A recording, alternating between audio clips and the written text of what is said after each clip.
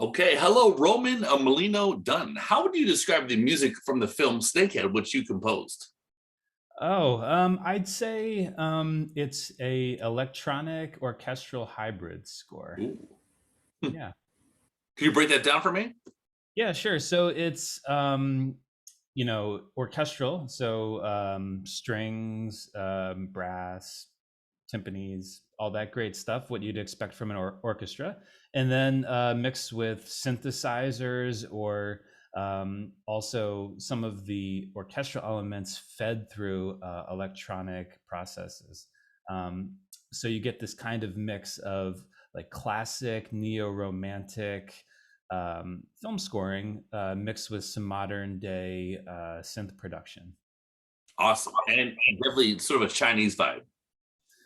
Occasionally, yeah. I mean, the key was not to go too stereotypical Chinese American gangster. Mhm. Uh, we didn't want to do anything cliche or Mhm. um, use that as the main musical language. But there are elements of that occasionally, specifically when they go to an island in Asia called Kinmen Island, then the music does actually touch on that. But for Chinatown itself, and for the characters in Chinatown, we didn't lean too far into traditional Chinese folk instruments or Chinese traditional folk forms. Um, but it comes up occasionally, like on that island. And then there's also a moment in the film where they're in Chinatown for a festival that happens every year, and that's shown on screen. So we went very close to the type of music that's played during that festival. But otherwise, I didn't want to be too cliche. We wanted the story to stand on its own musically and not really be what you traditionally think of as Chinese music. Interesting. I understand now. I could get a better sense why you would do that. Maybe it would sort of insult your intelligence a little bit, like if you're like being told now this is a Chinese vibe. Yeah, for sure. A, that, and then B, it was just that the director really wanted to portray these characters for what they were and not Mhm. pigeonhole them with preconceived notions or Mhm. to have like a hyper exoticized view of the story that was being told. Makes a lot of sense. How many times do you think you've seen Snakehead? Oh wow, that's a great question. Because a lot is the answer. Probably hundreds. I mean, when I was scoring it, you tend to watch it in smaller chunks repeatedly. So when you're working on a scene, maybe you'll watch that scene, 50 to 100 times while you're scoring it. But in its entirety, I watched it 3 or 4 times originally, and then a few screenings. And then when we did the final dub stage mix, so you go to the theater and just check how it's sounding. Did that about 4 or 5 times, and then the film festivals, and then the theaters, and then watching it with loved ones. So God. yeah, quite a few. Yeah, I guess it adds up. yeah. What is your work schedule like when scoring a movie? Do you sleep? Uh, oof, not enough would be the answer to that. The work schedule is kind of dependent on what stage of the scoring I'm in. So when I'm actually doing the writing and the composing, it's pretty much an all day affair. But then occasionally there'll be a little bit of downtime while things are being reviewed by the director. Um, so it really depends on the day and what part of the production it's in. But I'd say whenever I'm working on a feature film or actually in some ways even more so when I'm working on a serial project like a TV show, Hmm. uh, it's go time. You pretty much cancel everything else that you can in your life. And tell me about working with the director, Evan Jackson Leon. Yeah, it was great. We I think we clicked pretty early on. In fact, he had met me at my recording studio in New York because we were helping him. The studio was doing what's called ADR. We were re-recording some of the dialogue for the film, and he was looking for a composer, and we were already having a great relationship working on the post for the film. So he checked out some of my other films and loved what I was doing. So it's really cool when a director likes your previous work, because sometimes you're depending on how you get the job, you might be like auditioning, so to speak, writing some music to say, hey, this is my idea, what do you think? And they're doing the same thing with other composers. And that, while that works out sometimes, that isn't necessarily the easiest way to get brought onto a project, meaning that if they already love your work, you are probably going to click and have, like, my default aesthetic is going to work with what he was looking for. So we clicked early on, and then throughout the experience working with Evan, it was really collaborative and exciting. He treated me a lot like an actor, in the sense that he would give me emotional direction. I want something dark here. I want something pretty here. This is what I want to feel, instead of micromanaging the actual content of the music. Um, so that's pretty much the best type of relationship you can hope for with a director. And we've remained friends, and we hang out, and that's it's great. It's been a wonderful experience working with him. Nice. I got to interview him. I really enjoyed it. Yeah, yeah, yeah. I Yeah. interviewed him during TIFF. Oh, cool. Yeah. No, he's a Yeah. great guy. And I was really honored to work on a film that he spent so long and so much of his life and artistic blood, sweat, and tears making. Yeah, he's very passionate about the projects. Yeah, yeah. I mean, he thought it was a story that needed to be told. And, that's exactly the kind of film that I want to be on. He was telling me he really likes Takashi Kitano movies. He really enjoys those Yakuza movies that he did. And I was wondering, do you have a favorite like Yakuza or Triad movie? Were there? I mean, obviously you're trying to do your own score, but was there ever like were you ever thinking about like the hard boiled music or whatever?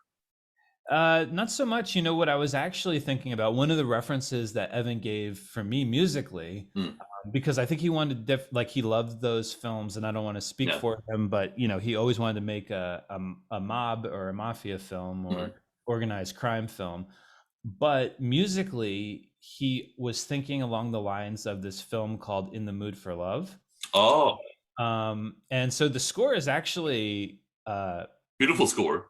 yeah, yeah, it was a beautiful score. And you can hear moments of that in my score. We didn't like, you have to be careful when you Yeah. have a reference. And I don't just mean careful like infringement. I mean careful like you don't see other possibilities for it. Mhm. But it was really cool because I know what you're saying. Like he had those films on his mind for the part of the work that he and the rest of the film crew were doing. But for me, he had this more romantic um, kind of playing with sense of time and place vibe. So you can see that we've kind of merged those two worlds, and what ended up happening was something unique, unlike either of those two worlds. Yeah, it's really interesting. That was the movie Yeah, yeah, In the Mood for Love. That's great. I love Wong Kar Wai. Great movies. Great movies. yeah, absolutely. Um, so how does it feel to have like a cool CD for this soundtrack? Oh, pretty awesome. I Yeah. mean, I've done a lot of films that I don't release the soundtrack for. Hmm. Sometimes it's because contractually it would be difficult to do it, or maybe the project uh, came and went so quickly that it didn't make sense.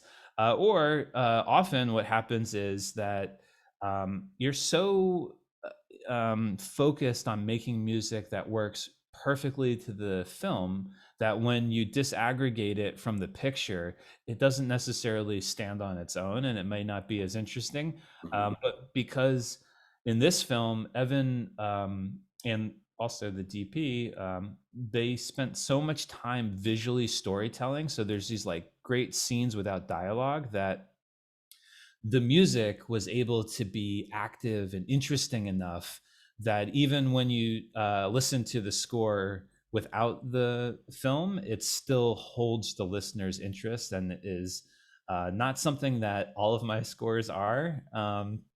So it was really cool to have a soundtrack that I felt merited releasing the soundtrack. Sometimes you do it just as a promotional device, right? Like, I already wrote the music, I might as well release it. But other times it's that you feel like this is a great piece of music that the director helped you discover and it's time to release it. So it feels pretty good. It's been getting a great reception, and I've been very pleased with it. Awesome. Okay, so here's a hypothetical scenario. Let's say the RZA or like Ghostface Killer or someone from the Wu-Tang Clan comes up to you and says, "I want to sample the Snakehead album." What do you say? I say absolutely. Do You know, that. yeah, that would be wonderful. Sometimes, like I said, sometimes it's hard contractually to do that stuff. Mhm. And so, you have to check in with the team and everything. But I imagine Evan would probably love that too. The key with this stuff is we really want people to see the film. And the more we can, if a rapper of some esteem wanted to sample it, I mean, that's just going to draw more eyes and ears towards the project. So all about it. I like that. Great. All right. Well, I really enjoyed talking to you, Roman. Thank you for chatting with me for a bit today about Snakehead. The Yeah. soundtrack is available on CD now, correct? Uh, on CD, well, I mean, it's mostly streaming, but yeah, Oh, it's it's available. streaming. Okay, okay. Yeah, I think But you may be able to order a printed CD. I think, oh, but well, yeah, Spotify, I imagine. yeah. Everywhere Yeah, you consume music for sure. So Spotify, iTunes, Amazon, Apple Music, Pandora. If nice. you're into that, wherever you listen to music, it's pretty much out there. Okay, one more question. Yeah. So you did some music on the card counter, correct? So I was the music producer. So like I said, I, Hmm. I own a recording studio in New York City, and Oh, we do a lot of different things musically. So I hmm. score a lot of films, but I also produce music for other artists and composers. And with the card counter, they came in to record the score. So I was sitting behind the console with Paul Schrader and the composer, and turning dials, hanging up microphones, mixing tracks. So I was a score producer on that film. And what's Paul Schrader like? I'm a huge fan.